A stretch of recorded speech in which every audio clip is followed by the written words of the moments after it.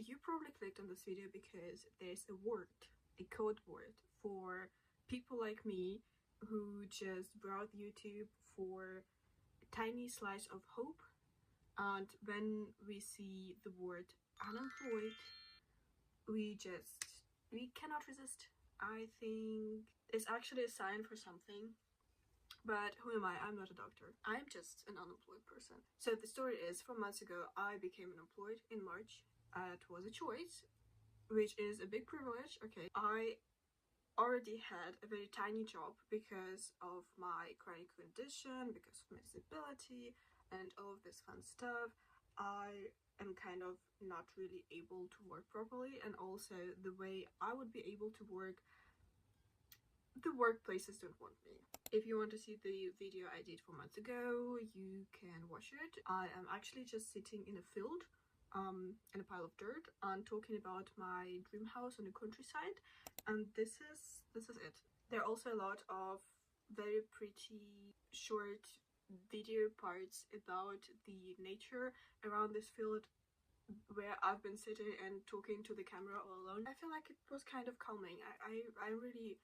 I cannot say that I'm proud of this video. It wasn't like a huge effort, but I like this video, and it's also the most viewed video on my channel, probably because it says becoming unemployed, and at the moment everyone very interested in, you know, the topic of they choose unemployment, I guess. And I don't blame anyone. I am actually also like, I will be watching every video which says unemployed. probably just because it gives us, maybe, or it's just me, I don't know, it gives me a glimpse of hope, or like watching someone having some sort of slower life and enjoying some easy, like, simple things, because a lot of us associate unemployment with something more freeing, like a sort of freedom. But I also totally understand that it's like a huge privilege, and there are more people most people who are unemployed are actually unemployed not by choice, and I totally get that. I'm sweating so much. I'm so sorry. No, actually I'm not sweating, it's normal. It's just so warm. You know, the fireplace. No, it's July and it's 28 degrees outside. It's horrible. So I became unemployed. Actually, it sounded like I did it by choice, but honestly, it was more not of a choice than a choice. Let me explain. So I'm chronically ill and disabled. That means that a lot of jobs that I would be able to do, I'm not officially qualified to be doing, and a lot of jobs that I could theoretically do very well because I did them and I'm officially qualified to do them, they are extremely bad for my health, and therefore I cannot do them. I mean, I could, but then I will become unable to work in general, and in the long run it's just not a very smart financial decision, you know. So my husband and I decided that it would be better for me to not work for... The plan was to not work until I graduate, basically, until I finish my bachelor's degree in probably the most unemployable niche, philosophy and theater science. And then I had another plan,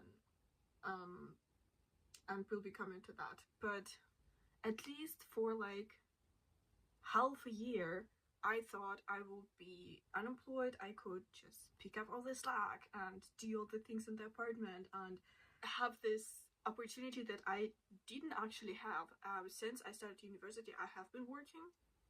So I've been working for 7 years straight. I always had at least one type of job.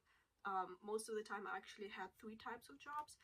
I mean, obviously in like a legal way how you can do it in your student time, but I always have been doing something. So I've been working all the time, while I'm studying. The idea was to let me experience the student life without the need to work. And it was a very good idea, like in theory. It was a very great theoretical idea. And without wanting to spoil you, it didn't work out very well. But before I move on to my feelings about all of that, I have a tiny list of things that I did since March, since I officially became unemployed, and I want to tell you what I did, just to have a tiny update. I also have my book list here because I want to share with you the books that I've read in this time. And I think we can just start with that. The first thing, I had an opportunity to read so much more because I had at least 3 days a week where I didn't have to, you know, spend all my energy in preparation for work or in like calming down and keep it together after work, and also to not to work, you know. And apparently it gave me so much more intellectual energy, which I actually struggled with all the months before, since I became chronically ill. And yeah, since the month when I stopped working, I read 12 books. 12 it is. Yes, I recently finished the 12th one. And the list goes like this: Shadow and Bone, the Why Are You Here Cafe, The Stranger, Legion Storm, Anarchism, Arguments For and Against, Ruin and Rising, Desperate Society. It is a book. I mean, it is a book that was written after a film, so like it's a little bit, it feels like a little bit of different genre of a book. Six of Crows, The Dog's Heart, Dandelion Wine, a Russian book that I have no idea if it how to pronounce with an English type of saying. And I recently finished another Russian book which actually has no translation as much as I know, so I will just probably blend in the books, and if you do read or speak Russian you can check them out. Otherwise, you know, people read in different languages. I actually filmed a books review and I cannot make myself edit it because it's such a stressing video. I spent so much time on it. I refilmed it 5 times and I'm still super unhappy with it, but I think I will just make myself edit and post it, and that's okay, because it's not a, like, my channel obviously is not monetized. My channel is obviously just a hobby thing, because I like to create content, and therefore if it's not perfect, it's not perfect, because nothing is perfect, right? So okay, moving on. From reading, we can smoothly move on to the other things that I did in this time without me trying to be too talky about it. Okay, so first of all, I read the 12 books. I think it's a big achievement for 4 months, especially because my goal for the whole year was, what was it, 15 books? And I already read like 17. So I think I'm doing pretty well on that. Then the next one, I made a new collection of reworked clothes. If you don't know, I do patches and pins, all upcycled and downcycled and reworked, and also the clothes. I don't do jewelry yet, but I'm thinking about it. And if you want to look at that, you can hop over to the Telegram channel in the description for the clothes channel and look at stuff there. Or if you are from Germany, Netherlands, Italy, France, or something else I don't remember, you can also hop on Vinted and look at stuff there. By the way, Vinted, another thing I did was photograph and upload over 150 listings on this website, which is completely wild, because taking the photos is one thing. You can, like, I've been doing it for a while, so I kind of already I can do it fast enough. I think I can photograph all the stuff in one day, even if it's like 200 things or whatever. Also taking the measurements and everything, it's not a big deal for me anymore. But the listings, writing them, every single one, so for every patch and for every pin I have to write a separate listing, and this is why I have something around 400 listings on my Vinted account at the moment. That's big, like, commitment. That's a huge thing to do, and I feel like if you do something like this, you just feel you don't want to quit. Like, even if nobody's watching your stuff and nobody's buying anything, you feel like, no, I will be doing this because I already did so much. And for once, I think it's a good thing. My hair is stressing me out. Moving on, we went to the punk market and I did 2 videos on it. The preparation for the punk market and the vlog from the punk market itself. I wished I did it a bit differently, but it is what it is, and I got the experience, and I'm okay with that. Next, I uploaded, I think, 6 YouTube videos. This will be my 7th YouTube video, hopefully, and I personally see how it's getting better and better, and I also personally see how YouTube starts to not like my content more and more, but that's okay because I am, at the moment, I'm doing it for myself and as a hobby thing, and some people who watch it, I'm happy about it, and if people comment, I'm even more happy about it, and this is all, so that's fine. I had an almost 2 months of an internship in a theater, and I am preparing at least 1 video about it, probably 2. I will see how I can do that without, you know, violating anyone's rights and any like strange laws about whatever, because that was a wild ride and it left me damaged, and it was,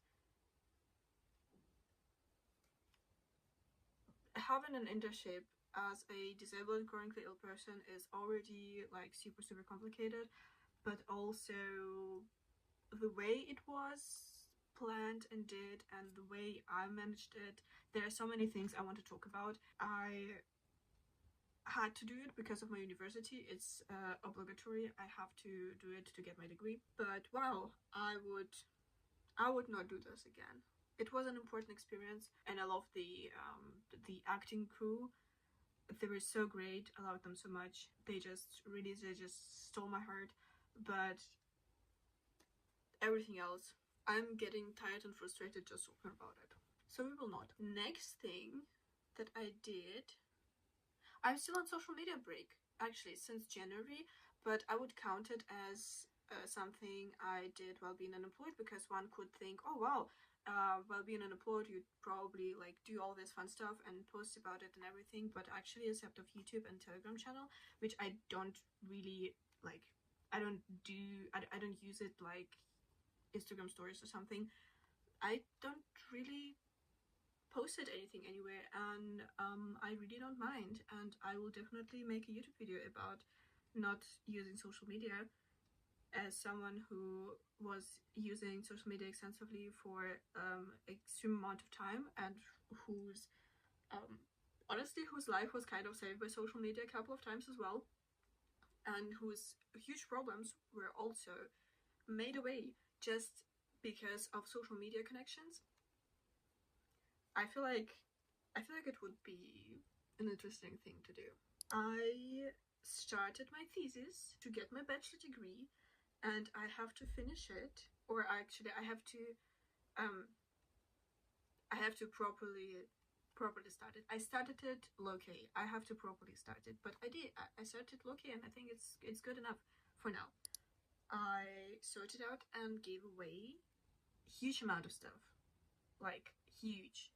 There are actually places that are empty now in our apartment, which is wild. Never seen anything like this before. I also finished a lot of paperwork, and there are much more paperwork to go. I have an appointment tomorrow about my disability thingies, and this will be heavy because my last appointment didn't go very well. It was very, very, very unpleasant, and we'll see how it will go tomorrow. But this is also part of the papers that I have to do. And yeah, there are many more to go. When you are a migrant, when you are chronically ill, it's something you have to work with all the time, and I feel like it's never end, honestly. It's like you finish one thing and the other thing just ran out. You have to start getting it again because 3 years passed or 1 year passed or whatever. It's honestly, living in Germany, I don't know if it's the same in other countries, but living in Germany, I have this amount of documents. It's not, I feel like it should not be normalized. What else did I do? I took and failed 2 tests. So I've been talking about those tests in the most unmarketable way possible on YouTube, because I said something like, well, I'm doing something, I cannot tell you what, but it's very complicated for me and I'm doing that, and yeah, we'll see when I can tell you and what will happen then. Every social media and YouTube coach in the world is just turning around in their beds and graves or whatever they are. But I was just a little bit afraid of talking about it, honestly, probably just because of OCD. I don't see any other reason why I would not talk about it. So I will just tell you. In the beginning of this year, I figured out that I can get a different type of degree.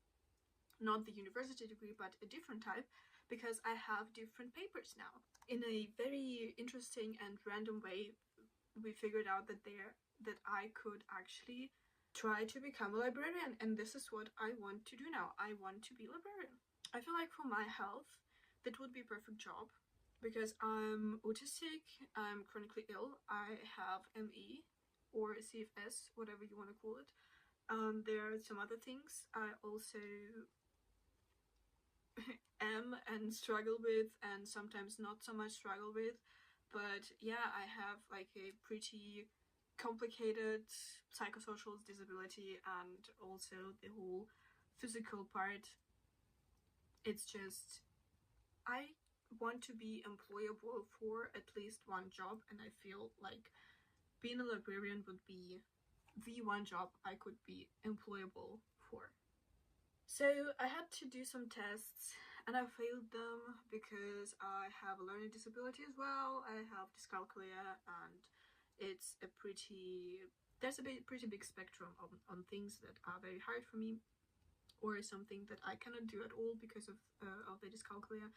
And the tests were for the scientific libraries, and it's not too bad that I failed, because I actually do not really want to work in scientific library. I want to make this experience maybe, but I don't want to be this my career. I want to work in public library, because have you ever seen those patches or pictures on Pinterest? Nothing is more punk than a public library. So yeah, that's probably the whole reason. I feel like public libraries are one of the most important things in the world, actually. There are a lot of important things, but this is definitely one of the most important things. I am working on getting a spot in a place where I can study it.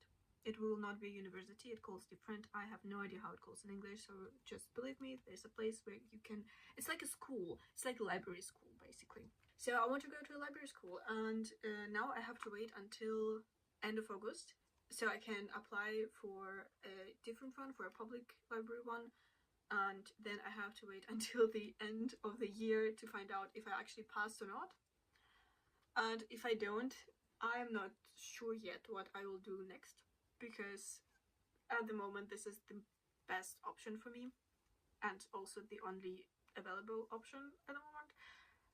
But yeah, until then I will probably figure something out, because I always do. This is already my plan F, plan G. I am not even sure. There were so many plans that for this or other reason didn't work out. I'm kind of, I don't know, I'm kind of used to it. I will actually be more surprised and, you know,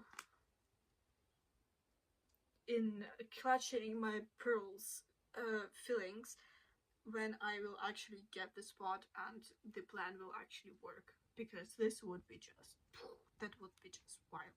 I feel like I deserve it for once, but we'll see. Stay tuned and see what happens.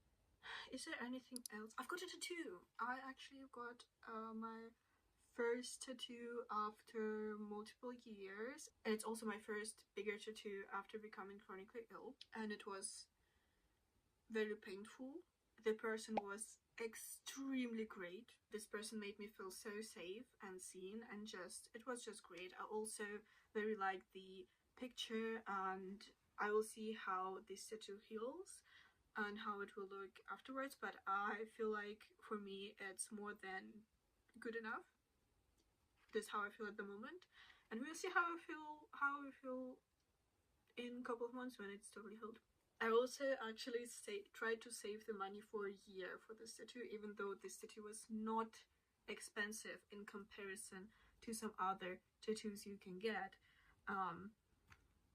And still, when you don't make much money, or you don't make money at all, like, from what will you be saving, you know? In the end, my husband just paid for it, because I was trying, and then I had this very complicated internship, and he was like, well, you kind of deserve a treat, and the tattoo was my treat. And I feel like we're actually moving towards the end of the list. Yeah, the two more things are that I finished, for the third time, I finished the whole Desperate Housewifes series, and every time I watch it I discover more and more cool things in it. It's a product of its time, and I am not trying to say that it's a learning opportunity for people.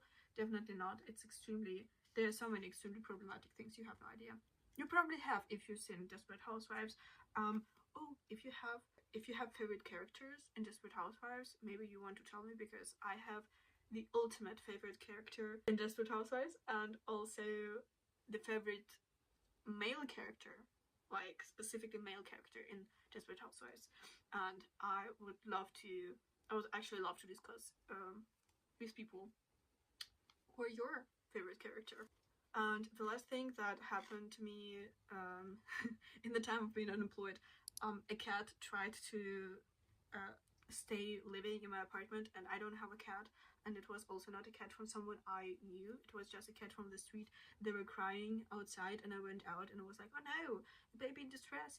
And they pretended to be like super in distress and followed me home and just went into my apartment and just wanted to sleep here. They didn't want food or drinks. They were just completely calm and chill and wanted to stay there, and I thought that their air tag wasn't working, so I was trying to figure out with 5 people together how to get them home, or how to get them to a vet or whatever. Apparently in Germany you are not allowed to keep cats or dogs you found even overnight without informing the authorities, and if I would not bring them to a vet I would actually have to call the police, and the last thing on earth I want to do is call in the police. So I mean, what would the police do with the cat? I'm sorry.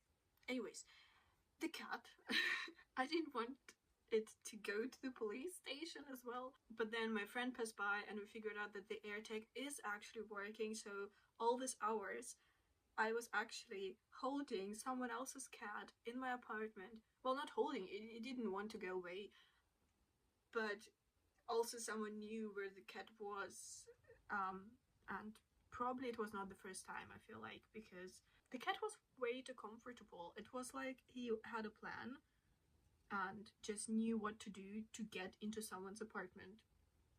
So I felt first like I abducted a cat, but then I felt like a cat actually manipulated into I mean, not breaking into my apartment, but staying at my apartment, and he didn't want to leave, but we had to kick him out because I didn't want to, you know, wake up and then the police at my door being like, oh, did you abduct the cat? And I'm like, no, he just went with me. Who would believe me? So yeah, that happened. And I think that's it. I mean, from all the things I can talk about on YouTube, this is probably it. For the last 10 minutes or so, I just want to talk about my thoughts and feelings about my personal situation of being unemployed, which was kind of by choice, but also kind of not by choice, because I would be gladly working a job that doesn't hurt me actively and I actually get paid for this. But yeah, as I said, in my situation, there is such a small amount of jobs that I will be able to do, and even small amount of jobs that I would be allowed to be doing. I didn't feel like I haven't been working, probably because from this 4 month, almost 2 months have been this super stressful internship where even though I haven't been there every day of the week all the time, it was still way much more time than I originally agreed to be there. There were so many reasons why it just didn't go well with my disability, and also my access needs haven't been met in a way that I expected it to be met. And from those reasons and some other reasons, it just took such a huge toll on my mental and physical health that yeah, I felt like I actually have been working but not being paid at all. And some could say, well, that's how internship is, you just work and you're not getting paid. But that was different because of a lot of reasons. Just believe me, it was different. It was not like a internship where a person learns things, where a person get taught things. It was like me trying to figure out what job is my job and then try to do this job, and then probably also take much more responsibility that I as an intern actually should be taking. And yeah, that was heavy. I also had some hormonal issues that were horrible on my mental health, and apparently this is something that will occur every once in a while now, probably through less than 20 days in one setting, but yeah, so that happened. And in general, I had some, let's call it, family struggles that left me extremely anxious and somewhat scared as well, about some future stuff. And there's not a day where I'm not thinking about the situations and where I am not trying to stop my constant ruminating and spiraling into some topics surrounding that. And it takes a lot of energy, and it definitely doesn't feel like just having, just having a vacation at home or anything like that. I also have been doing so many things in the apartment every time when I actually could do the things, because also when I overexert myself, I get PAM, which is a symptom of ME/CFS. So ME is an chronic condition where your body is, well, not really able to produce the amount of energy that is needed in the time when it's needed. And it can mean that not only you have the chronic fatigue, which is not just tiredness, fatigue is different, you also have thousands of other symptoms when you overexert yourself and you don't understand when you did it until you actually pass the moment of, at the point of no return. You will not be able to get up, for example, or straight think, or some people cannot talk, or some people cannot have conversations or deal with light or smells or sounds. Some people get high temperature or much more pains or tremors or numbness in the body. There's so many things that go into this condition. It's a very, very complicated condition, and before you ask, there's no treatment at the moment and there's no cure at the moment. The only thing we can do is try not to make it worse, but because every other infection of any kind, and also things like mental stress. So the only thing we actually can do is try not to get sick with anything, and this is very hard, especially today, and this is it. Like, try not overexert yourself, even though you kind of don't really know when you did, until you did it. And yeah, and try not to get sick, but all the people around us do not fucking care. So this task is also pretty hard. And honestly, I also had a lot of PM days in the last 4 months, even though being unemployed. It kind of got better by now, but it's still very hard. And I feel like I lost the track of thoughts, and I feel like I will not be catching up to what I was saying originally, because at the end of the day, and I do get brain fog at some point when I think too much, also a symptom of my condition. So yeah, it didn't feel like having a vacation or just having free time. I was doing stuff in the apartment, I was having an internship, I had my PM days, I had the hormonal issues, I had the stress in my private life, and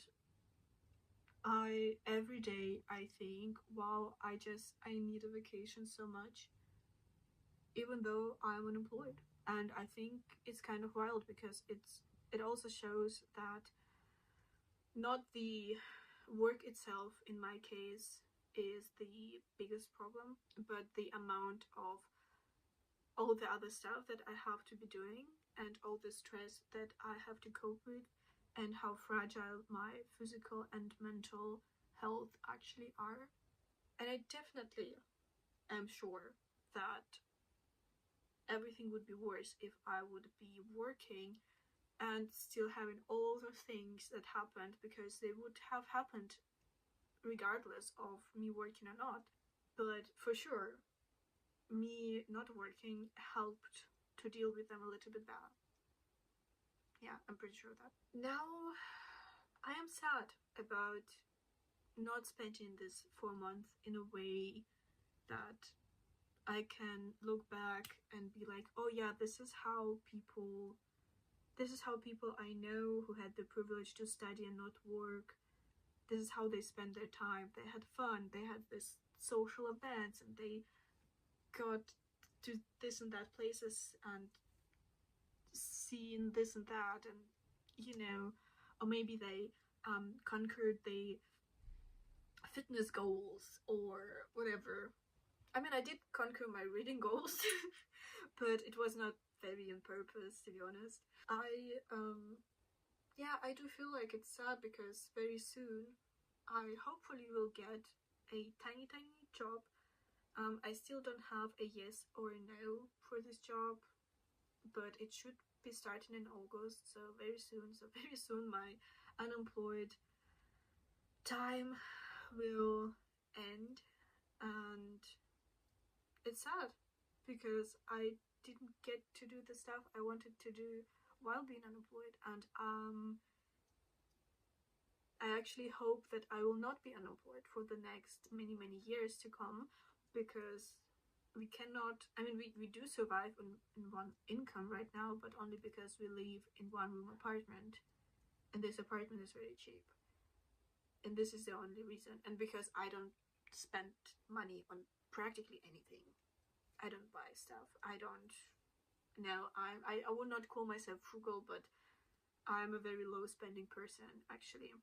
I do bring a lot of stuff from the streets though. I am a trash goblin, but at least it's free. I'm a low spending trash goblin.